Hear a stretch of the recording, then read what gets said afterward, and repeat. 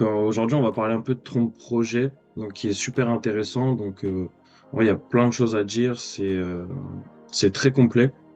Donc, je pense pour un peu amorcer le sujet, je te propose de te présenter. Ouais, du coup, je m'appelle Knut ou Crypto Million. J'ai quand même une chaîne YouTube où je fais plein de trading maintenant depuis 4 ans. Je suis vraiment passionné par ça. Et à côté, depuis que je suis tout petit, j'avais lu dans un livre comme quoi il fallait investir dans l'immobilier le plus tôt possible. Et du coup, je me suis dit, mais comment faire? Moi, j'ai pas d'argent, il y a plein de problèmes, etc. Et du coup, je me suis dit, s'il y a un problème, on peut peut-être créer une solution. Et c'est comme ça que IMO est venu. Et du coup, en fait, IMO, c'est le projet dans lequel maintenant je travaille depuis 2 ans et on commence à arriver dans notre phase marketing, vu qu'on a dû faire s'occuper de tout le fondamental avant. Du coup, voilà. Ok. Depuis tout petit, tu as été attiré par l'entrepreneuriat ou c'est venu un peu en grandissant? Ah oui, vraiment, depuis que je suis tout petit, dis-toi que quand j'avais, je crois, 8 ans, je vendais déjà des trucs à l'école.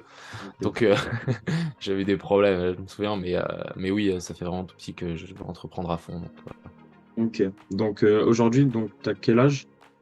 22. Ok. Donc à 22 ans, donc c'est franchement un très beau parcours. Donc, si on doit parler un peu plus de IMO, à l'heure actuelle, quel est le projet? Donc en gros, c'est un projet qui lie l'immobilier et la crypto. Donc en vrai, on a essayé de faire ça ensemble parce qu'on résout certains problèmes de l'immobilier qui sont par exemple, c'est une grosse barrière d'entrée. Tout le monde ne peut pas forcément se permettre de vouloir investir dans l'immobilier. Et la plupart des gens, quand ils investissent dans l'immobilier, en fait, ils investissent dans leur maison. C'est le seul bien immobilier qu'ils vont acheter dans toute leur vie.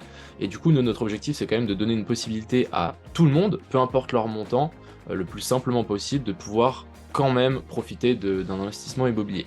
Et en liant ça du coup avec la crypto, ça nous permet de donner accès à tout le monde très facilement. Et en gros, le système qu'il y a derrière, c'est que on a une société actuellement en Suisse qui, elle, achète des biens immobiliers. Ces biens immobiliers génèrent un loyer. Ces loyers, donc le loyer net, donc le bénéfice de cette société, est réinjecté dans le jeton. Donc on a un jeton IMO avec un nombre de jetons limité. On n'en aura jamais plus dans le temps. Et du coup, en fait, cette société, elle achète ce même jeton et elle les détruit.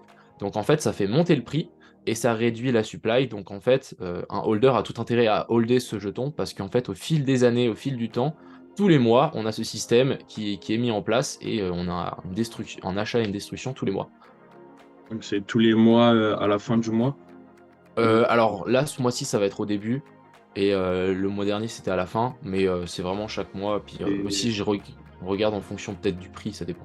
ouais, c'est peu de temps après avoir perçu les loyers, de toute façon. Oui, voilà, c'est le plus C'est- rapidement possible. Ok. Et donc, à l'heure actuelle, dans la team, vous êtes combien et vous avez quel rôle? Comment vous répartissez les tâches? Alors, on est trois. Il y a du coup Adrien, c'est un ami à moi qui date de longtemps. On avait travaillé dans le même bureau d'ingénieur à l'époque. Et du coup, il m'accompagne là-dessus sur toute la partie communication, graphique, etc. Ensuite, on a Daniel, c'est quelqu'un c'était un agent, un courtier, qui s'occupait de gestion immobilière, etc. Qui s'occupe vraiment de toute la partie, entre guillemets, réelle, les appartements, les factures, etc. Et ensuite, on a moi qui s'occupe de toute la partie blockchain, marketing, ouais, et Ok. qui drive un petit peu le projet. Et justement, en parlant de blockchain, du coup, pourquoi vous avez axé votre projet sur la blockchain? Pourquoi juste pas avoir fait ça avec des transactions bancaires ou Alors le truc c'est que en Suisse déjà ça c'est presque interdit parce que déjà un étranger n'a pas forcément ne peut pas investir en Suisse. Ok. Il faut vraiment être suisse. Ensuite en France il existe déjà des CPI. Sauf que nous notre objectif avec la blockchain c'est d'être encore plus rentable que finalement l'immobilier parce qu'on utilise le levier de la banque en faisant un emprunt. Ensuite on utilise le levier de la crypto-monnaie parce que c'est vraiment accessible. Juste avec ton téléphone, tu peux y avoir accès et t'es pas obligé de faire un virement bancaire, etc.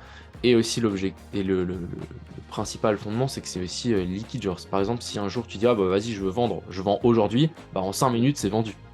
Ouais. C'est vraiment Oui, une ouais, ouverture sur le monde, pouvoir vraiment sauver oui une... exactement. C'est ça. Et puis on utilise aussi, je pense, par exemple on a notre liquidité qui est en Ethereum, on va profiter à mon avis de la hausse qui va arriver. Après, on croit, Oui, on touche du bois, mais c'est bon. Ah oui. Ok. Ouais, ok, c'est vraiment pour cet aspect accessible, ouverture et zéro contrainte. Et il y a aussi un peu de transparence aussi qui, je pense, peut être intéressant Exactement. dans ce type de projet où il y a quand même des achats de biens, Mhm. beaucoup de transferts d'argent, notamment vous qui rachetez de la supply pour ensuite les burn. C'est bien pour pouvoir le prouver directement avec des TX, donc c'est plutôt Exactement. pratique. Et donc, on a parlé, enfin, tu m'as présenté rapidement un peu avant les mécanismes. Donc, quel est l'intérêt de hold ce type de token? Donc, comme tu m'as dit, il y a le burn, donc réduction de la supply, Oui. rachat, donc c'est ça. Ouais, exactement. Bah, en fait, on avait d'abord le premier, comment on appelle ça, le premier système qu'on avait mis en place, c'est que l'argent qui était réinjecté était distribué au prorata en fonction du nombre de tokens que tu avais. Donc en fait, cette fonction, elle est dans le smart contract actuellement. Sauf qu'on l'a pas utilisée parce qu'en fait, c'est minime et ça crée une pression vendeuse au final parce que les holders, bah ok, ils hold, mais ils reçoivent des jetons et du coup, bah sur le long terme, c'est pas forcément la meilleure chose. Alors que faire un achat et une destruction, sur le long terme, c'est exponentiel. On a le prix qui se raréfie et qui se raréfie, genre une fois que c'est raréfié, on peut plus revenir en arrière. Et en fait, on a cet achat qui fait vraiment monter le prix. Et du coup, au fur et à mesure que le temps va passer, ce système va se mettre en place et ensuite, on va pouvoir agrandir notre parc immobilier et ce système va devenir de plus en plus gros. Et au final, c'est comme commencer à rouler une boule de neige. Une fois qu'elle est énorme, bah, ça va juste foncer, quoi. Et donc, au niveau des...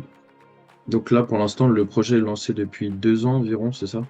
Oui, Et là, c'est la phase marketing vraiment qui débute en ouais, vue ouais, parce qu'en de... fait, on a pris quand même pas mal de temps, on a dû créer une société, on a dû quand même s'intéresser à tout ce qui est la loi en Suisse, Ouais. ce qu'on pouvait faire, ce qu'on pouvait pas faire, et on est encore d'ailleurs en train de travailler là-dessus, mais bon, on a trouvé plus ou moins toutes les solutions, donc ça c'était cool. Et du coup, on a dû aussi trouver le premier bien. C'est pas si facile finalement en Suisse. On a vraiment une espèce de petite pénurie de biens qui sont intéressants finalement. Et la plupart des biens passent même off-market. Donc c'est vraiment que du bouche à oreille entre les gens qui connaissent, etc. Donc on a pris un peu de temps pour trouver ça, on a dû l'acheter, et puis après, maintenant une fois qu'on est posé sur nos fondations, bah, on se dit bah, pourquoi pas le passer le mot au plus de personnes possible. Après, j'ai vu le premier bien, la vue est vraiment, vraiment sympa. Ouais, Ouais, ouais, ouais, la franchement, vue est dingue, franchement, même un centre. l'intérieur, tout a été refait, non? Oui, c'est un appartement qui a été rénové juste avant qu'on l'achète. Ouais, vraiment, vraiment sympa. Donc, pour l'instant, vous avez un bien et si vous aviez un objectif lointain de développement de IMO, ce serait quelles pourraient être Alors, ces idées de développement, des idées en tête ouais, alors moi j'ai un objectif, c'est pour cette année, on verra si on aboutit, mais vraiment mon objectif ce serait d'en avoir un deuxième cette année. Donc on va essayer de travailler au maximum pour. Mais sinon, moi j'ai toujours parlé d'avoir 50 biens. À 50 biens, je me dirais, ok, là on commence à devenir, à peser. Ou avoir un bureau, avoir des gens qui travaillent dedans, par exemple, avoir quelqu'un qui s'occupe à 100% de la gestion de tous les biens qu'il y a à disposition, quelqu'un qui cherche des biens H24. Donc vraiment faire une espèce d'équipe et au final, pourquoi pas presque faire une agence immobilière, sauf que l'agence immobilière, elle rachète ses biens pour son système. Ouais.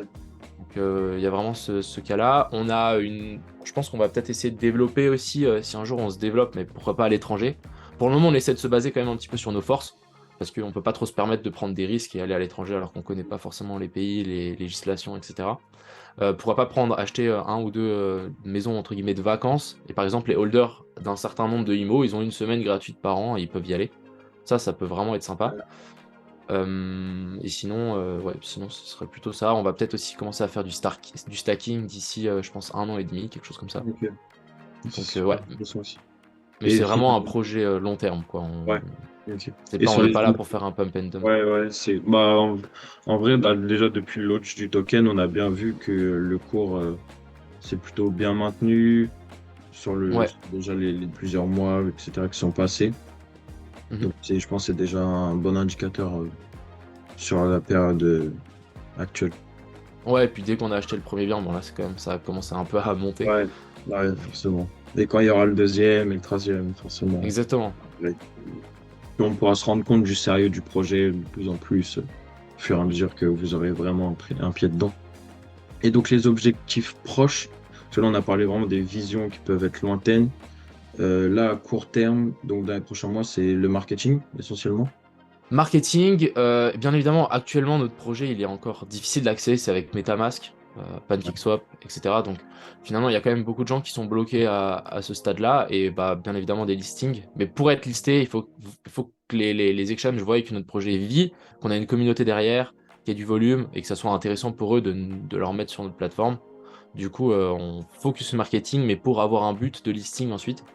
Ouais, Pour, et vraiment, tout à l'heure, je parlais avec un ami qui regarde un petit peu avec moi. On a dit pourquoi pas crypto.com, ça serait genre génial. Tout le monde a crypto.com. C'est en ouais. 2 clics en plus d'acheter. Et bref, on verra. BitGet, Bybit, ça serait des bons exchanges, je pense que Ok. c'est intéressant.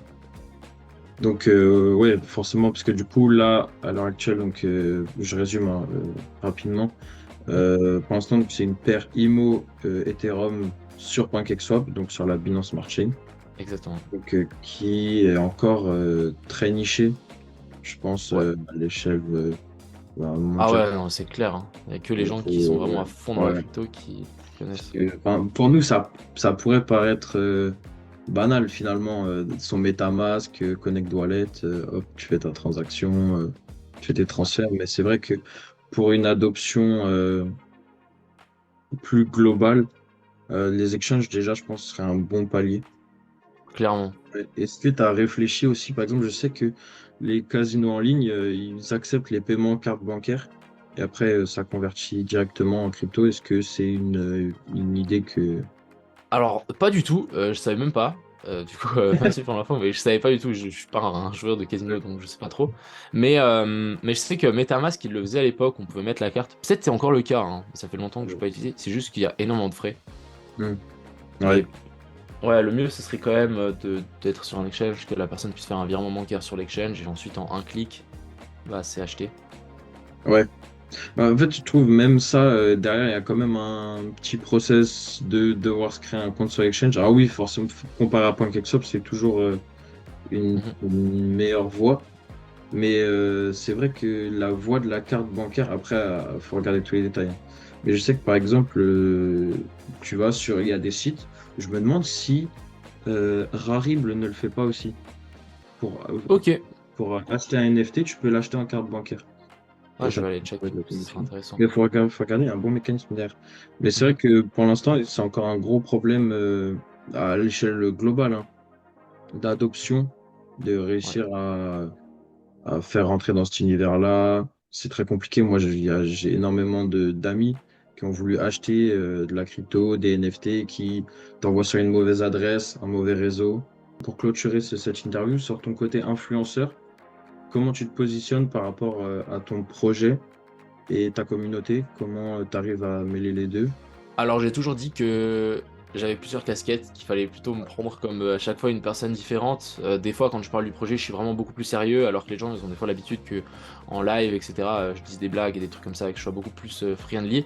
Mais vraiment j'essaie de séparer au maximum ces deux mondes-là. Quand je parle de IMO, bah je suis un entrepreneur, je suis sérieux, on fait les choses correctement, on va jusqu'au fond, etc.